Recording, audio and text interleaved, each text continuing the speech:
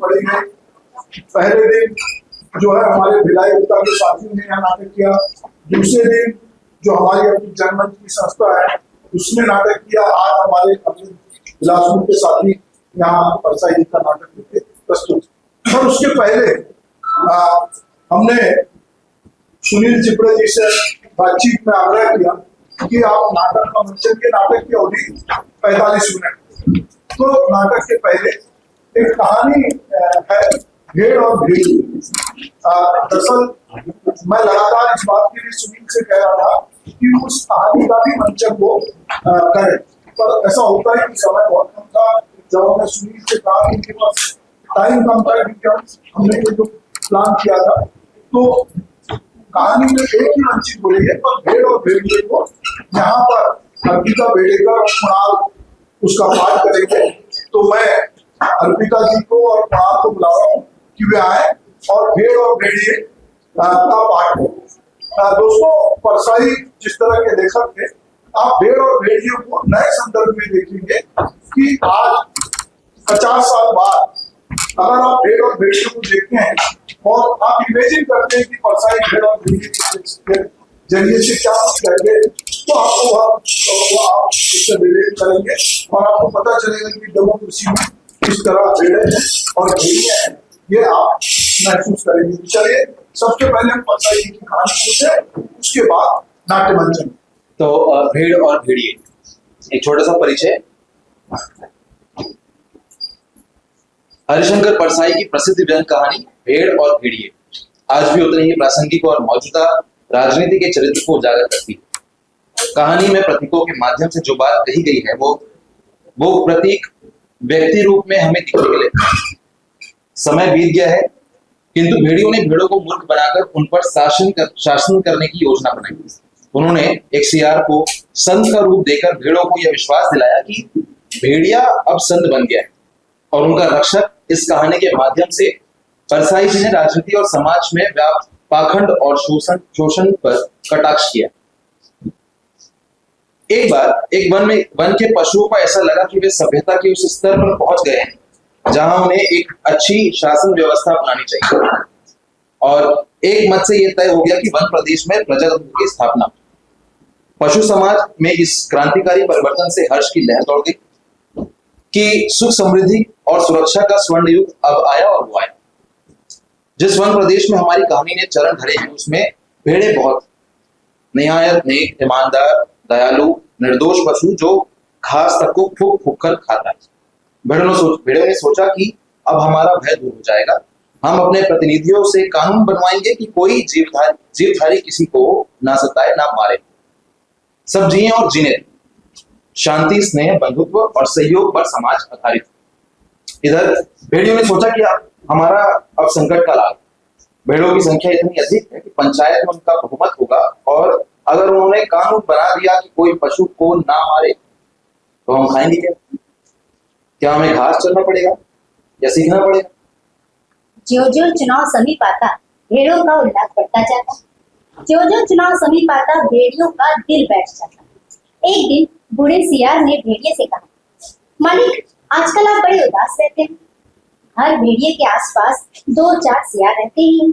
जब भेड़िया अपना शिकार खा लेता है तब ये सियार हड्डियों में लगे मांस को कुतर कर खाते हैं और हड्डियां चूसते रहते हैं। ये भेड़िए के आसपास दुम हिलाते चलते, उसकी सेवा करते और मौके बेमौके हुआ हुआ चिल्लाकर उसकी जय बोलते। तो बूढ़े सियार ने बड़ी गंभीरता से पूछा, महाराज, आपके मुख चंद्र पर चिंता के मेघ क्यों छाए हो?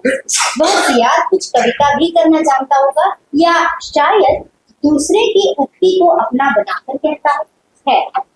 भेड़िए ने कहा, तुझे क्या मालूम नहीं कि वन प्रदेश में नई सरकार बनने वाली है?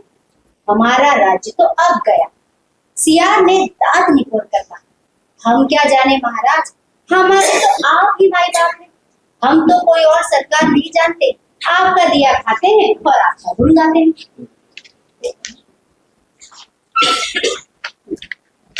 ठीक। भेड़िए ने कहा, मगर अब समय ऐसा आ रहा है कि सूखी हड्डियां भी चबाने को नहीं मिलेगी। सियार सब जानता था, मगर जानकर भी ना जानने का नाटक करना ना, तो सियार शेर ना हो गया। आखिर भेड़िए ने वन प्रदेश की पंचायत के चुनाव की बात बूढ़े सियार को समझाई और बड़े गिरे मन से कहा, चुनाव अब पास होता जा रहा है, अब यहाँ से भागने के सिवा कोई चारा नहीं, पर जाए भी कहाँ? सियार ने कहा, मालिक सर्कस में भर है। भेड़िए ने कहा, अरे वहां भी शेर और रीछ को तो ले लेते हैं, पर हम कितने बदनाम हैं कि हमें वहां भी कोई नहीं पूछता। तो सियार ने खूब सोचकर कहा, अजायब घर में चल जाएगी। भेड़िए ने कहा, अरे वहां भी जगह नहीं है, सुना है वहां तो आदमी रखने लगे। बूढ़ा सियार अब ध्यान भग्न हो गया। उसने एक आंख बंद की, नीचे के होठ को ऊपर के दांत से दबाया और एक टक आकाश की ओर देखने लगा, जैसे विश्वात्मा से कनेक्शन जोड़ रहा। फिर बोला, बस अब समझ में आ गया मालिक, अगर पंचायत में आप भेड़िया जाति को बहुमत हो जाए तो? भेड़िया चिढ़कर बोला, कहाँ की आसमानी बातें करता है? अरे हमारी जाति कुल 10% है और भेड़े तथा अन्य पशु 90%। भला वे हमें काहे को चुनेंगे? अरे कहीं जिंदगी अपने को मौत के हाथ सौंप सकती है? मगर हाँ, ऐसा हो सकता तो क्या बात थी? बूढ़ा सियार, आप खिन्न मत होइए सरकार, एक दिन का समय दीजिए, कल तक कोई योजना बन भी जाएगी। मगर एक बात, आपको मेरे कहे अनुसार कार्य करना पड़ेगा। मुसीबत में फंसे भेड़िए ने आखिर सियार को अपना गुरु माना और आज्ञा पालन की शपथ ली। दूसरे दिन बूढ़ा सियार अपने 3 सयारों को लेकर आया। उनमें से एक को पीले रंग में रंग दिया था, दूसरे को नीले में और तीसरे को हरे में। भेड़िए ने देखा और पूछा, अरे ये कौन है? बूढ़ा सियार बोला, ये भी सियार है सरकार, मगर रंगे सियार। आपकी सेवा करेंगे, आपके चुनाव का प्रचार करेंगे। भेड़िए ने शंका की, मगर इनकी बात मानेगा कौन? ये तो वैसे ही छल कपट के लिए बदनाम है। सियार ने भेड़िए का हाथ चूम कर कहा, बड़े भोले हैं आप सरकार। अरे मालिक, रूप रंग बदल देने से तो सुना है आदमी कब बदल जाते हैं, फिर ये तो सियार। अब तब बूढ़े सियार ने भेड़िए का भी रूप बदला, मस्तक पर तिलक लगाया, गले में कंठी पहनाई, मुंह में घास के तिनके खोस दिए। बोला, अब आप पूरे संत हो गए, अब भेड़ों की सभा में चलेंगे, मगर 3 बातों का ख्याल रखना। अपनी हिंसक आंखों को ऊपर मत उठाना, हमेशा जमीन की ओर देखना और कुछ बोलना नहीं तो सब पोल खुल जाएगी और वहां बहुत सी भेड़े आएंगी, सुंदर सुंदर, मुलायम मुलायम, तो कहीं किसी को तोड़ मत खाना। भेड़िए ने पूछा, लेकिन रंगे सियार क्या करेंगे, ये किस काम आएंगे? तो बूढ़ा सियार बोला, ये बड़े काम के हैं, आपका सारा प्रचार यही तो करेंगे, इन्हीं के बल पर आप चुनाव लड़ेंगे। यह पीला वाला सियार बड़ा विद्वान है, विचारक है, कवि भी है और लेखक भी। ये नीला सियार नीला और पत्रकार है, और ये हरा धर्मगुरु। बस अब चलिए, जरा ठहरो। भेड़िए ने बूढ़े सियार को रोका, कवि, लेखक, नेता, विचारक, ये तो सुना है बड़े अच्छे लोग होते हैं, और ये तीनों बात काटकर सियार बोला, ये तीनों सच्चे नहीं है, रंगे हुए हैं महाराज। अब चलिए, देर मत। और वे चले। आगे बूढ़ा सियार था, उसके पीछे रंगे सियार के बीच भेड़िया चल रहा था, मस्तक पर तिलक, गले में कंठी, मुख में घास के तिनके, धीरे धीरे चल रहा, अत्यंत गंभीरता पूर्वक, सर झुकाए, विनय की मूर्ति। उधर एक स्थान पर सहस्त्रों ने भेड़े इकट्ठी हो गई उस संत के दर्शन के लिए, जिसकी चर्चा बूढ़े सियार ने फैला दी। चारों सियार भेड़िए की जय बोले हुए भेड़ों के झुंड के पास आए। बूढ़े सियार ने एक बार जोर से संत भेड़िए की जय बोली। भेड़ों ने पहले से ही यहाँ वहां बैठे सियारों ने जो भी जय ध्वनि की। भेड़ों ने देखा तो वो बोले, अरे भागो, ये तो भेड़िया है। तुरंत बूढ़े सियार ने उन्हें रोककर कहा, भाइयों और बहनों, अब भय मत करो, भेड़िया राजा संत हो गए, उन्होंने हिंसा बिल्कुल छोड़ दी, उनका हृदय परिवर्तन हो गया। वे आज 7 दिनों से घास खा रहे हैं, रात दिन भगवान के भजन और परोपकार में लगे रहते हैं। उन्होंने अपना जीवन जीव मात्र की सेवा में अर्पित कर दिया। अब वे किसी का भी दिल नहीं दुखाते, किसी का रोग तक नहीं छूते। भेड़ों से उन्हें विशेष प्रेम। इस जाति ने जो कष्ट सहे हैं, उसकी याद करके कभी कभी भेड़िया संत की आंखों में आंसू आ जाते हैं। उनकी अपनी भेड़िया जाति ने जो अत्याचार आप पर किए हैं, उनके कारण भेड़िया संत का माथा लज्जा से जो झुका है सो झुका ही है, परंतु अब वे शेष जीवन आपकी सेवा में लगाकर तमाम पापों का प्रायश्चित करें। आज सवेरे की ही बात है कि एक मासूम भेड़ के बच्चे के पांव में कांटा लग गया, तो भेड़िया संत ने उसे दांतों से निकाला, दांतों से। पर जब वो बेचारा कष्ट से चल बसा तो भेड़िया संत ने सम्मान पूर्वक उसकी अंत्येष्टि क्रिया की। उनके घर के पास जो हड्डियों का ढेर लगा है उसके दान की घोषणा उन्होंने आज सवेरे ही की। अब तो वह सर्वस्व त्याग चुके हैं। अब आप उनसे भय मत करें, उन्हें अपना भाई समझे। बोलो सब मिलकर संत भेड़िया की जय। भेड़िया जी अभी उसी तरह गर्दन डाले विनय की मूर्ति बन बैठे। बीच में कभी कभी सामने की और इकट्ठी भेड़ों को देख लेते, टपकती हुई लार को गुटक जाते। बूढ़ा सियार बोला, भाइयों और बहनों, मैं भेड़िया संत से अपना मुखार बिंद से आपको प्रेम और दया का संदेश देने की प्रार्थना करता, पर प्रेमवश उनका हृदय भरा, वो गदगद हो गए और भावातिरेक से उनका कंठ अवरुद्ध हो गया। मैं बोल नहीं सकती। अब आप इन 3 रंगीन प्राणियों को, आप इन्हें ना पहचान पाए, पहचाने भी कैसे? ये इस लोक के जीव तो है नहीं, ये तो स्वर्ग के देवता है जो हमें उपदेश देने के लिए पृथ्वी पर उतारे गए। ये पीले विचारक हैं, कवि, लेखक, नीले नेता हैं और स्वर्ग के पत्रकार हैं और हरे वाले धर्म। अब कविराज आपको स्वर्ग संगीत सुनाएंगे। हाँ कवि जी। पीले सियार को हुआ हुआ के अलावा तो कुछ आता नहीं था, तो उसने हुआ हुआ चिल्ला दिया। शेर सियार भी हुआ हुआ बोल पड़े। बूढ़े सियार ने आग के इशारे से शेष सियारों को मना कर दिया और चतुराई से बात को यूं कहकर संभाला, भाई कवि जी कोरस में गीत गाते हैं, पर कुछ समझे आप लोग? कैसे समझ सकते हैं? अरे कवि की बात सबकी समझ में आ जाए तो वो कवि गाएगा जी, हैं? उनकी कविता में तो शाश्वत के स्वर फूट रहे हैं। वे कह रहे हैं जैसे स्वर्ग में परमात्मा वैसे ही पृथ्वी पर भेड़िया। हे भेड़िया जी महान, आप सर्वत्र व्याप्त हैं, सर्वशक्तिमान। प्रातः आपके मस्तक पर तिलक करती है, सांझ को उषा आपका मुख चूमती है, पवन आप पर पंखा करता है और रात्रि को आपकी ही ज्योति लक्ष लक्ष खंड होकर आकाश में तारे बनकर चमकती है। हे विराट, आपके चरणों में इस शूद्र को का प्रणाम है। फिर नीले रंग के सियार ने कहा, निर्बलों की रक्षा बलवान ही कर सकते हैं। भेड़े कोमल है, निर्बल अपनी रक्षा नहीं कर सकते। भेड़िए बलवान, इसलिए उनके हाथों में अपने हितों को छोड़ निश्चित हो जाओ, वे भी तुम्हारे भाई। आप एक ही जाति के हो, तुम भेड़ वो भेड़िया, कितना कम अंतर है। और बेचारा भेड़िया व्यर्थ बदनाम कर दिया गया कि वो भेड़ों को खाता है। अरे खाते और हैं, हड्डियां उनके द्वारा फेंक के जाते, ये व्यर्थ बदनाम होते। तुम लोग तो पंचायत में बोल भी नहीं पाओगे। भेड़िए बलवान होते हैं, यदि तुम पर कोई अन्याय होगा तो डट कर लड़ेंगे। इसलिए अपने हित की रक्षा के लिए भेड़ियों को चुनकर पंचायत में भेजो। बोलो संत भेड़ियों की जय।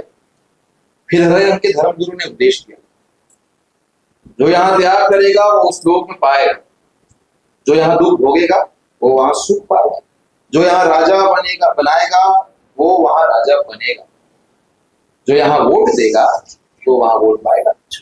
इसलिए सब मिलकर भेड़ियों को वोट दो।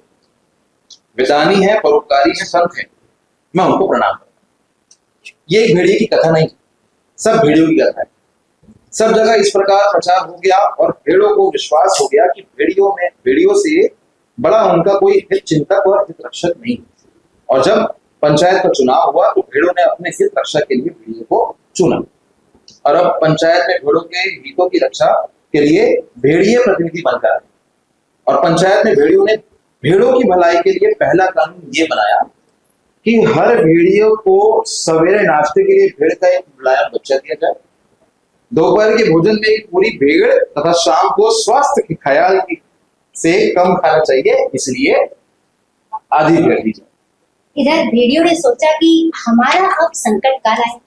भेड़ों की संख्या इतनी अधिक है कि पंचायत में उनका बहुमत होगा, और अगर उन्होंने कानून बना दिया कि पशु किसी को न मारे तो हम खाएंगे क्या? क्या हम घास चरना सीखना पड़ेगा? जो जो चुनाव समीप आता भेड़ों का उल्लास बढ़ता जाता, जो जो चुनाव समीप आता भेड़ियों का दिल बैठा जाता। एक दिन बूढ़े सियार ने भेड़िए से कहा, मालिक आजकल आप बड़े उदास हैं।